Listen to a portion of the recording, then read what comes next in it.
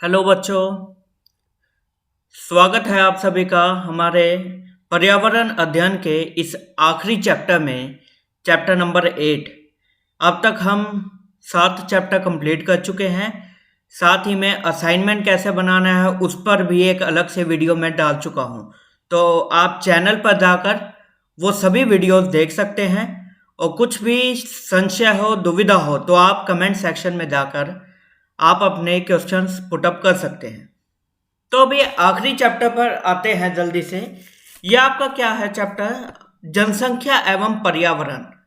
देखिए, आपको अब तक समझ आ ही गया होगा कि पृथ्वी पर जो हमारा पर्यावरण है वो कितना ज़रूरी है हम सब के लिए। और यदि इंसान को अपने आप को बचाना है तो पर्यावरण को उसे बचाना ही होगा। तो पर्यावरण और जनसंख्या, ह्यूमन पॉपुलेशन, इसका डायरेक्ट लिंक है, संबंध है आपस में। ठीक है, तो अब बात करते हैं, अपना चैप्टर शुरू करते हैं जल्दी से जल्दी। देखिए, पॉपुलेशन ग्रोथ, पहला क्या है, जनसंख्या वृद्धि। एक टर्म आई है जनसंख्या वृद्धि। ये क्या होती है कि जैसे मान लीजिए इस साल आपकी 10 लाख जनसंख्या है तो अगले साल वो बढ़कर मान लो 11 लाख हो जाती है। तो 1 लाख जो है वो आपका कितने परसेंट बढ़ी है, 10 लाख का, यानी 10%। तो यानी कि आपका जनसंख्या वृद्धि कितनी होगी, 10%। ठीक है, तो यानी कि हर साल जो नई जनसंख्या ऐड होती है वो कितने परसेंट है उसको हम कहते हैं जनसंख्या वृद्धि। तो ऐसे ही किसी की भी कंट्री में यदि जनसंख्या वृद्धि बहुत तेज है तो आप देख सकते हैं, जैसे उदाहरण के तौर पे ये विश्व की जनसंख्या वृद्धि है। ये आपके साल हैं 1600 से लेकर 2024-25 तक। तो यहां पे आप देख सकते हैं, और ये क्या है, जनसंख्या, ये है अरब में, कि आपका 1 अरब कहाँ आ गया, क्रॉस हुआ है 1800 में। 1800 में 1 अरब जनसंख्या थी। 1930 के आसपास वो दुगनी हो गई और 2 अरब जनसंख्या हो गई। फिर आप देख सकते हैं 4 अरब, और लास्ट में अब 8 अरब। तो आप देख सकते हैं ये जो ग्रोथ है, ठीक है, साल दर साल जो ये वृद्धि हो रही है, जनसंख्या बढ़ने लग रही है, इसको कहा जाता है जनसंख्या वृद्धि। ठीक है, आगे चलते हैं। जनसंख्या है क्या असल में, तो किसी भी एक विशेष क्षेत्र में, जैसे मान लीजिए हम अपने प्यारे भारत का ही एग्जांपल लें, तो भारत में एक विशेष जाति या कई जातियों के सभी प्राणियों को जो एक क्षेत्र में रहते हैं उनकी संख्या को हम जनसंख्या कहते हैं। जैसे इंडिया में जितने भी इंसान हैं, क्योंकि human is a social animal, आपको ये फेमस सुनी होगी आपने एक फ्रेज कि मनुष्य एक सामाजिक प्राणी है। तो यानी कि एक ऐसी जाति है। तो इंडिया में यदि हम सभी ह्यूमंस जितने भी हैं, इंसान हैं, उन सभी की संख्या का काउंट करें जो कि इंडिया में रहते हैं, तो वो क्या होगी, जनसंख्या किसकी, इंसानों की, ह्यूमंस की। ठीक है, तो अब बात करते हैं कि कुछ इसकी कैरेक्टरिस्टिक्स हैं जनसंख्या की। ठीक है, आपका डिफरेंट नेशंस में अलग अलग जनसंख्या मिलती है। तो क्या कारक है जिन पे आपकी जनसंख्या निर्भर करती है, डिपेंड करती है। तो पहला कारण अशिक्षा, यदि शिक्षा नहीं है कहीं पे तो वहां पर आपके जनसंख्या ज्यादा होने के चांस है, संभावनाएं है। ऐसे ही परिवार नियोजन के प्रति जागरूक ना होना, अंधविश्वास होना, तो ये सभी आपके किसके वो कारक है जनसंख्या ज्यादा होने की। तो ऐसे ही एक टर्म आती है fertility rate, total fertility rate, यानी कुल जनन क्षमता दर। इसका क्या तात्पर्य है कि आपका बच्चे पैदा करने की जो दर है, बच्चों के जन्म लेने की जो दर है किसी भी कंट्री में, किसी भी नेशन में, तो उसको हम कह सकते हैं फर्टिलिटी रेट। ठीक है, ऐसे ही शिशु मृत्यु दर, यानी कि इन्फेंट क्या होता है, जो जन्मे हुए बच्चे होते हैं।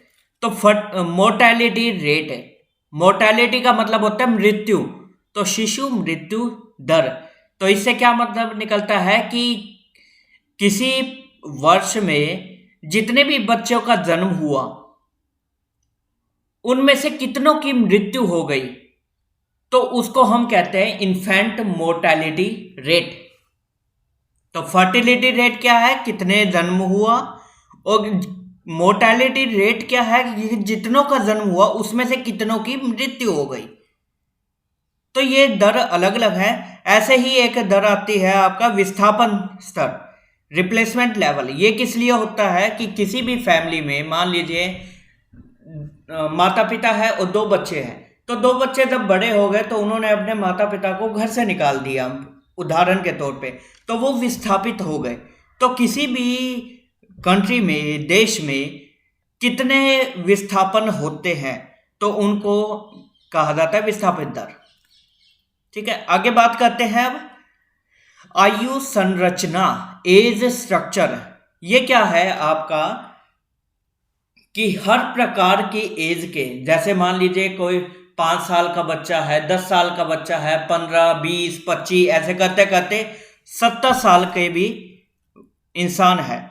तो किसी पर्टिकुलर विशेष एज में मान लीजिए आपने 55 साल चूज की, तो 55 साल किसी भी देश में किसी साल में 55 साल की कितनी जनसंख्या है तो वो हम शो करते हैं यहाँ पे। ऐसे ही 5 साल के कितने हैं, ये इतने ज्यादा, 10 के घट गए, 15 घट गए। ठीक है, तो ये अलग अलग प्रकार के एज स्ट्रक्चर है, आयु संरचना है। तो क्या है आयु संरचना, कि आयु के हिसाब से हमें जनसंख्या का कंपाइल करके एक ग्राफ बनाया, तो उसको हम कह देते हैं पिरामिड टाइप से एज स्ट्रक्चर, आयु संरचना।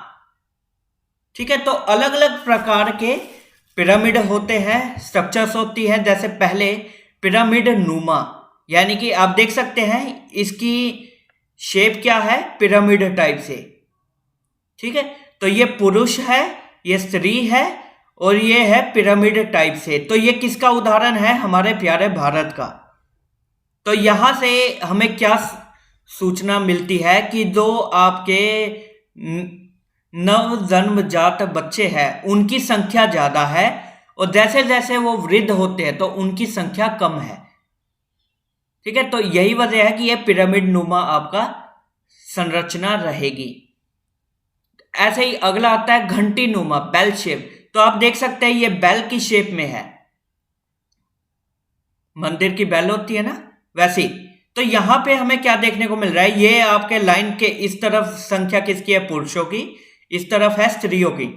तो पुरुषों की संख्या और स्त्रियों की संख्या, तो आप देख सकते हैं ये ऑलमोस्ट कांस्टेंट सी है कुछ समय के लिए, यानी कि ऐसे जाकर फिर ऐसे कम हो गई है ज्यादा एज में। ठीक है, तो ये प्रकार की जो संरचना है ये कहां मिलती है आपकी, उदाहरण के तौर पे फ्रांस में, जो कि एक विकसित देश है। तो विकसित देशों में आपको ये संख्या मिलती है मैक्सिमम, ये प्रकार।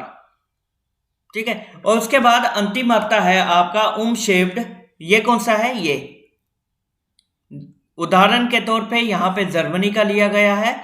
यहां पे क्या है कि जो आपका किशोरावस्था है, किशोरावस्था कौन सी थी, 0 से 14 साल, यानी कि 0 से 14 ईयर्स तक, ये किशोरावस्था है। तो यहां की संख्या कम है। युवावस्था 15 से 44, ये युवावस्था है, तो यहां की संख्या ज्यादा है। तो इसको कहते हैं ओम शेप्ड, राइट, कलकनुमा। तो इसका उदाहरण है हमारे पास इटली, स्वीडन, जापान, जर्मनी आदि।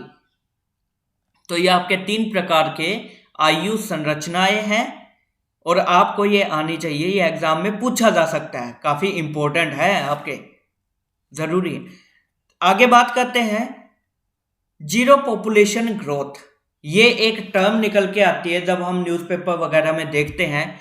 ये होता क्या है, जब जन्म और अप्रवास का योग मृत्यु एक समान हो, यानी कि पैदा होने की दर और मृत्यु दर ये दोनों ही लगभग बराबर है, तो ऐसी स्थिति में जनसंख्या वृद्धि लगभग शून्य हो जाती है। जितनों ने जन्म लिया लगभग उतने ही मृत्यु को प्राप्त हो गए, तो इसको कहा जाता है शून्य जनसंख्या वृद्धि। फिर उसके बाद आता है स्त्री पुरुष अनुपात, मेल फीमेल रेशो। राशन नहीं है, ये रेशो है। तो किसी भी समाज में कितने परसेंट आपके स्त्री है, कितने परसेंट आपकी फीमेल है, उन दोनों के अनुपात को हम कहते हैं स्त्री पुरुष अनुपात।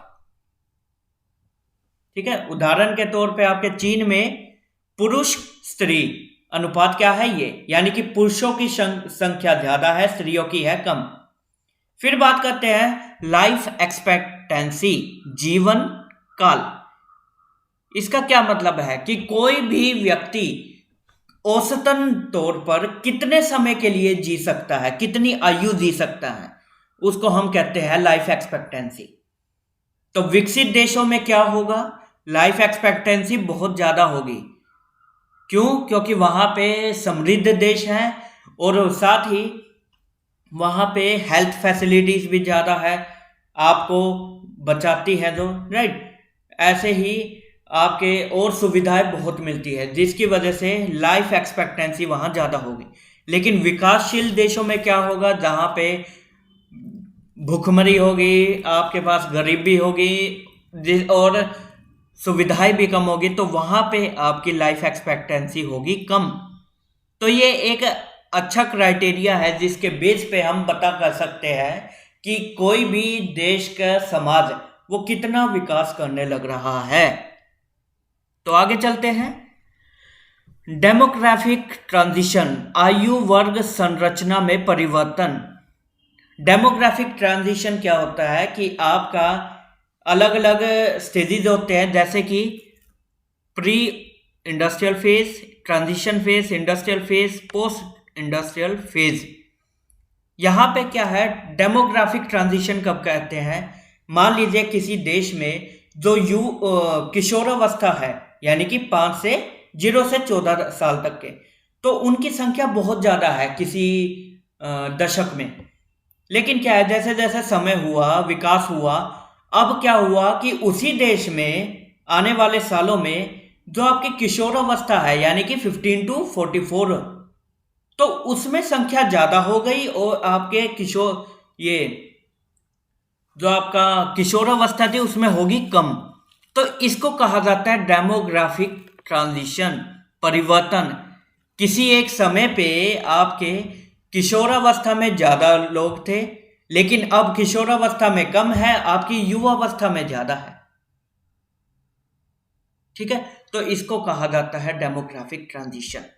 फिर उसके बाद बात करते हैं जनसंख्या विस्फोट। देखिए नाम से ही पता लग रहा है, विस्फोट यानी कि जैसे कि एक्सप्लोजन हो जाता है, बम है, बम फूट गया कोई, तो काफी ज्यादा मात्रा में ऊर्जा निकली। तो वैसे ही यदि किसी भी वजह से एकदम से जनसंख्या में काफी ज्यादा वृद्धि हो जाए, तो उसको हम कहते हैं जनसंख्या विस्फोट। ठीक है, उदाहरण के तौर पे जब हम स्वतंत्र हुए तो उस समय हमारी जनसंख्या कम थी, लेकिन अब यदि हम देखें तो हम लगभग विश्व के पहले देश बनने जा रहे हैं जिनकी जनसंख्या ज्यादा है। सबसे ज्यादा जनसंख्या वाला देश बनने वाला है हमारा भारत। तो ये क्या हुआ, विस्फोट। ठीक है, तो फिर उसके बाद बात करते हैं कि जनसंख्या विस्फोट किस वजह से है, उसको एक्सप्लेन करने के लिए दो धारणाएं हैं हमारे पास, विचारधाराएं हैं। तो इनके बारे में आपको पता होना चाहिए, एक है मेल्स की, एक है मार्क्स की। ये दोनों नाम आर्ट्स वाले स्टूडेंट्स ने सुने होंगे। तो ये क्या कहते हैं कि मेल्स के अनुसार यदि हमारी जनसंख्या दर बहुत ही तेजी से बढ़ती जा रही है, तो उसकी वजह से हमें गरीबी, भुखमरी, बीमारी, अपराध, दुख आदि कारकों की वजह से जनसंख्या में वृद्धि हो रही है। यानी हमारी वृद्धि होने का कारण क्या है कि हमारे देश में भुखमरी, बीमारी, अपराध आदि हैं, इनकी वजह से हमारी जनसंख्या में वृद्धि हो रही है। मार्क्स का क्या कहना था, कार्ल मार्क्स के अकॉर्डिंग, कि जनसंख्या वृद्धि तो एक आखिरी परिणाम है, गरीबी पर्यावरण ह्रास की वजह से ये नहीं हो रही है, अपितु किसी भी देश में गरीबी, पर्यावरण ह्रास, गरीब लोगों के सामाजिक शोषण की वजह से होती है। यानी कि यदि किसी भी समाज में शोषण हो रहा है तो उसकी वजह से आपके गरीबी, बेरोजगारी आदि आएंगे, न कि जनसंख्या बढ़ने की वजह से। ठीक है, तो ये है दो विचारधाराएं। तो अब चलते हैं आगे। फैमिली वेलफेयर प्रोग्राम, ये आपने सुना होगा कि जो सरकार है हमारी, जनसंख्या को नियंत्रित करने के लिए, वो फैमिली को अवेयर करने के लिए परिवार कल्याण संबंधित कई कार्यक्रम चलाती है, जिनमें आपके काफ़ी स्लोगन भी सुने हुए हैं, हम दो हमारे दो, हैं। तो ऐसे ऐसे कुछ आपकी कार्यक्रम है, उदाहरण है, जो कि विभिन्न सरकारें करती हैं ताकि लोग अवेयर हो और वो ज़्यादा जनसंख्या या ज़्यादा बच्चों की बजाय समझदारी से परिवार को संयोजित करें, कल्याण के लिए यूज करें। ठीक है, ताकि जनसंख्या कम बढ़े। फिर बात करते हैं फैमिली प्लानिंग की। परिवार नियोजन, परिवार नियोजन का भी वही मतलब है कि भाई आप किसी भी फैमिली में कम से कम बच्चे हों। ऐसा नहीं कि जैसे पहले के समय में होता था कि आप किसी भी फैमिली में, परिवार में 10-10 बच्चे भी होते थे पहले के समय में, लेकिन अब क्या सरकार उस पर जोर दे रही है कि आप बच्चे कम से कम करें। ठीक है, तो फैमिली को प्लानिंग के साथ करें। क्यों? क्योंकि बच्चों जितने ज़्यादा होंगे आज के समय में, महंगाई में उनका पालन पोषण करना भी हमारे लिए उतना ही मुश्किल होगा। तो इसीलिए ही हम सरकार क्या करती है, अवेयर करती है फैमिली प्लानिंग के बारे में, ताकि कम से कम बच्चे रहें और साथ ही उस फैमिली का अच्छे से गुजारा हो सके। सो भारत के कंटेक्स्ट में, भारतीय परिदृश्य में काफ़ी समय से सरकार कोशिश करने लग रही है कि भाई फैमिली को आप प्लानिंग के साथ, नियोजन के साथ ही चलाएं। तो अब बात करते हैं आगे पर्यावरण और स्वास्थ्य। ये देखिए, पर्यावरण और स्वास्थ्य का क्या अर्थ है कि ह्यूमन पॉपुलेशन, ह्यूमन जनसंख्या की वजह से जो इंसान की स्वास्थ्य है और पर्यावरण है, तो दोनों में क्या लिंक है, क्या रिलेशंस हैं। तो स्वास्थ्य पे प्रभाव डालने वाले कुछ कारक हैं, जैसे कि आपने सुना भी होगा कि काफ़ी बीमारियां आती है, पेंडेमिक। पहले कभी चेचक वगैरह आए थे, अब ये कोरोना आया अभी हाल फिलहाल में। तो ये किस वजह से आते हैं? बीमारी पैदा करने वाले रोगाणुओं की वजह से। तो ये रोगाणु है, चाहे आपके वायरस हो, बैक्टीरियाज हो, तो उनकी वजह से क्या होता है कि हमें काफ़ी बीमारियां हो जाती हैं इंसानों को। तो यदि बीमारियां हैं तो स्वास्थ्य बिगड़ा, और स्वास्थ्य बिगड़ा तो जनसंख्या पे असर हुआ। ऐसे ही रासायनिक कारक क्या हो सकते हैं कि कहीं पे मान लो, जैसे अभी भोपाल 2001 के आसपास भोपाल गैस ट्रेजेडी हुई थी, जहाँ पे मिथाइल आइसोसाइनेट आपकी गैस निकल गई थी, लीकेज हो गई थी, जिसकी वजह से कई लाखों की संख्या में लोगों की मृत्यु हुई थी, हजारों लाखों में। ठीक है, तो रासायनिक, क्योंकि रसायन था वो, तो रासायनिक कारक भी इम्पोर्टेंट है जो आपकी हेल्थ पे असर डालते हैं। ऐसे ही फर्टिलाइजर में डीटीटी। ठीक है, तो ये सभी आपके उदाहरण। ध्वनि की वजह से भी सामान्य गतिविधियों पर प्रभाव हमारा डलता है। काफ़ी उच्च ध्वनि में यदि आप सुनते हैं या फिर प्रदूषण करते हैं तो उससे भी हमारे स्वास्थ्य पे असर होता है। विकिरण क्या है कि हमारे बॉडी में चेंजेस आ जाना, डीएनए में चेंज आ जाना, जिसकी वजह से कैंसर भी हो सकता है। ऐसे ही खाने में यदि हम सही खाना नहीं ले रहे, पोषक खाना नहीं ले रहे हैं, इन दैट केस ऑल्सो हमें हेल्थ का इश्यू हो सकता है, हमारी स्वास्थ्य बिगड़ सकता है हमारा। ठीक है, तो ऐसे ही आवाज़। तो ये आपके स्वास्थ्य पर प्रभाव डालने वाले कुछ कारक थे और जिनसे हमारे पर्यावरण पे भी असर पड़ता है। अगली बात पे आते हैं, अगला टॉपिक ह्यूमन राइट्स। ये कई बार आपने सुना भी होगा और शायद जानते भी होंगे। ह्यूमन राइट क्या है?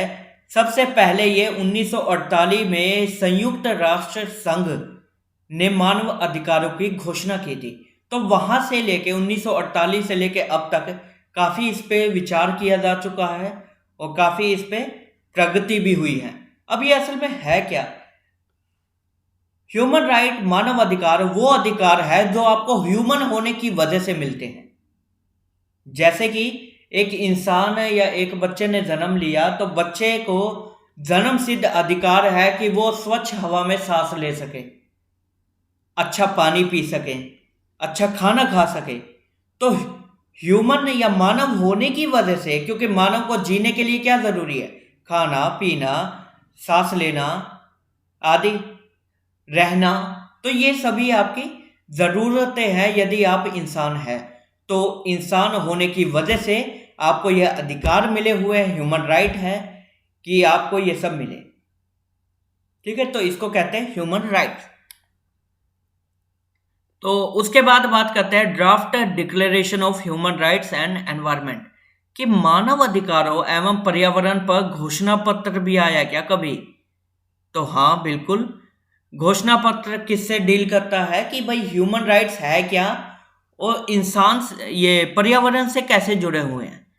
तो घोषणा के प्रिंसिपल्स को 5 भागों में वर्गीकृत किया हुआ है, 1 2 3 4 5। ठीक है, तो हर भाग अलग अलग से पर्यावरण, जैव विविधता, पोल्यूशन, इन सब पे डील करता है। ठीक है, फिर आगे बात करते हैं मूल्य आधारित शिक्षा। मूल्य आधारित शिक्षा क्या है? कि वो शिक्षा जो कि कहीं ना कहीं मूल्यों पर निर्भर होती है। मूल्य जिसमें सिखाए जाते हैं, वैल्यूज बताई जाती है। तो वो शिक्षा जिसमें कोई वैल्यू नहीं है, वो शिक्षा है ही नहीं। ठीक है, तो वैल्यू एजुकेशन क्या है? Value education is the education which is having the और which is possessing the values. मानव के जो मूल्य है, आइडियल्स है, उनसे मिले हुए। ठीक है, तो फिर उसके बाद कहते हैं कि पर्यावरण मूल्यों से संबंधित शिक्षा के मुख्य पहलू क्या क्या हैं।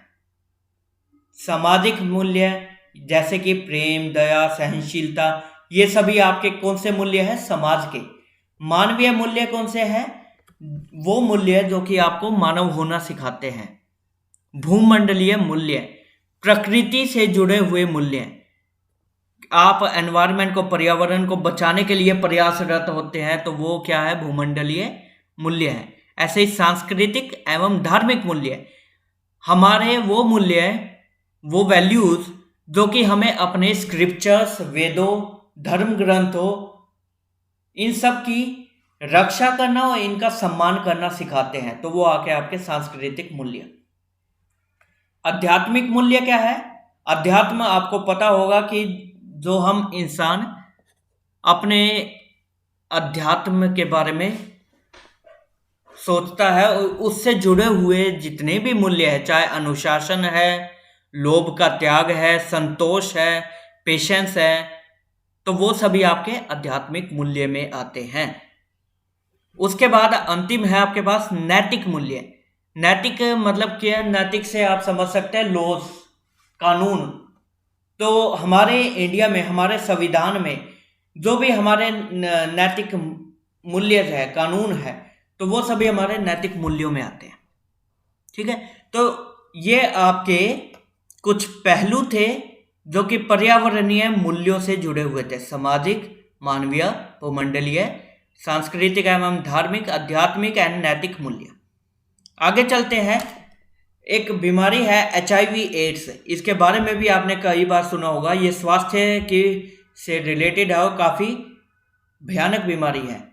तो HIV एड्स विषाणु से होने वाला रोग है और इसकी वजह आपके पास क्या है? असंरक्षित यौन संबंध बनाना, संक्रमित सुई, किसी व्यक्ति के मान लो HIV एड्स है और उसके ब्लड में सुई लगा के, वो सुई उस व्यक्ति को लगा दी गई है जिसको HIV एड्स नहीं है, तो वो संक्रमित सुई की वजह से उसको भी हो सकता है। ऐसे ही संक्रमित व्यक्ति का रक्त चढ़ाकर, मान लीजिए ब्लड डोनेशन आप करने लग रहे हैं, लेकिन जो व्यक्ति ब्लड डोनेट कर रहा है वो HIV एड्स से पीड़ित है, तो उस केस में क्या होगा, जिसको ब्लड या खून चढ़ाया जाएगा, रक्त चढ़ाया जाएगा, वो भी HIV से पीड़ित हो जाएगा। ठीक है, तो ये आपके कुछ कारक है जिन तरीकों से ये फैल सकता है। ठीक है, तो यहाँ पे हम ये बात क्यों करने लग रहे हैं, क्योंकि इसकी वजह से 1883 से लेकर अब तक बहुत लोगों की मृत्यु इसी वजह से हो चुकी है, HIV एड्स की वजह से। ठीक है, HIV एड्स का पर्यावरण पर क्या प्रभाव है? देखिए, इस एड्स की वजह से जनसंख्या में आपकी कटौती होगी, जिसकी वजह से पर्यावरण पर, पर्यावरण के संसाधनों पर डायरेक्ट असर पड़ेगा। ठीक है, साथ ही आपके अलग अलग प्रकार के जो डिमांड्स है, भोजन की मांग बढ़ेगी, आपका कृषि उत्पादन घटने लगेगा, विकास में कमी आ जाएगी। तो ये सभी इसके कुछ प्रभाव हैं किसी भी बीमारी के। ठीक है, फिर बात करते हैं वुमेन एंड चाइल्ड वेलफेयर। यह आपने सुना होगा, क्या है, महिला एवं शिशु कल्याण, कि हमारे समाज में सरकार द्वारा महिलाओं की एवं जो शिशु है, बच्चे हैं, उनके कल्याण के लिए काफ़ी सारी योजनाएं चलाई जाती हैं। क्यों? क्योंकि ये मुख्य रूप पर एक दूसरे पर निर्भर रहते हैं, ये डिपेंडेंट होते हैं, तो जिसकी वजह से ज़रूरी है कि हम इनके कल्याण के लिए भी कुछ कदम उठाएं। तो पहले तौर पे जैसे महिला कल्याण है, तो इसके लिए सरकार अलग अलग प्रकार से काम करती है कि महिलाओं को सब्सिडी देना, उनके लिए काफ़ी सारे कार्यक्रम चलाना। ऐसे ही शिशु कल्याण के लिए भी एक तो वैक्सीनेशन करवाई जाती है, आपने सुना होगा। साथ ही बच्चों की सहूलियत के लिए उनको मुफ्त शिक्षा देना सरकार द्वारा है। तो ये सभी आपके कुछ कल्याण के कार्यक्रम हैं। फिर बात करते हैं पर्यावरण एवं स्वास्थ्य में सूचना प्रौद्योगिकी की क्या भूमिका है। सूचना प्रौद्योगिकी क्या है आपका? इंफॉर्मेशनल टेक्नोलॉजी, कि टेक्नोलॉजी कैसे हेल्प कर सकती है पर्यावरण एवं स्वास्थ्य में। तो उसके लिए पहला ज़रूरी होता है आंकड़ों का संग्रह, यानी कि सर्वे किए जाते हैं लोगों से, लोगों के घरों जाकर उनसे डाटा इकट्ठा किया जाता है कि भाई कितने बच्चे हैं। आपने कभी गौर किया होगा, आपके घर भी आए होंगे, कि कितने बच्चे या कितने फैमिली मेंबर्स हैं, क्या क्या एज हैं, बच्चा क्या कर रहा है जी, कितने कब जन्म हुआ था, अब क्या करने लग रहा है। तो ये सभी क्या है? आंकड़ों का संग्रह। तो पहला स्टेप हमारा यही होता है। उसके बाद जो आंकड़ा हमें मिलता है, उस आंकड़े को, ये डिफरेंट टाइप्स के तंत्र है, सूचना तंत्र, सिस्टम्स है, जो कि उस आंकड़े के बेस पर पॉलिसी का निर्माण करते हैं। ये आंकड़े को कंपाइल करके सरकार को देते हैं, सरकार फिर उसके हिसाब से पॉलिसीज बनाती है, योजनाएं बनाती है। ठीक है, तो ये एक बात देख लेना।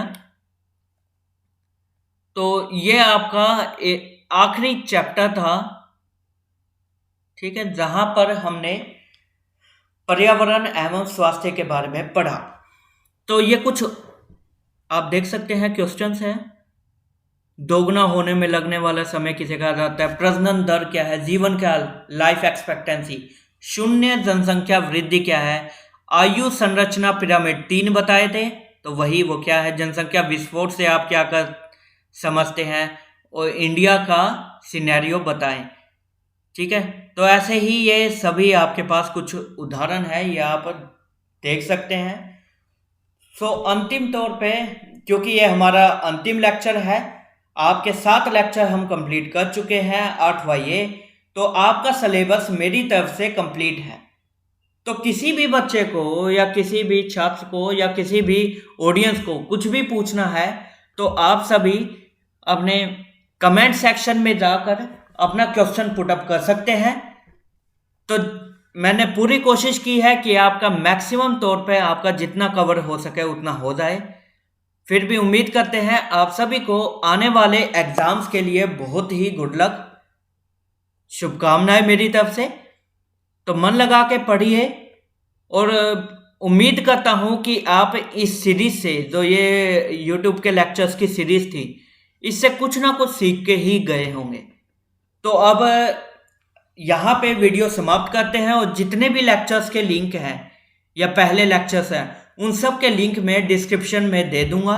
तो आप वहाँ जाकर वो वीडियोस देखें और वीडियोस देखते हुए चाहे फास्ट फॉरवर्ड करके देखें या जैसे सीखना है सीखें, लेकिन यह एक बार ज़रूर देख लीजिए। और कमेंट सेक्शन आपके लिए ओपन है ही। तो ठीक है बच्चों, फिर मिलते हैं किसी और सीरीज में। तो ये सीरीज मेरी तरफ से ख़त्म है। तो आपको परीक्षाओं के लिए बहुत बहुत शुभकामनाएं। Wish you a very good luck everyone. ठीक है, so take care students and bye bye.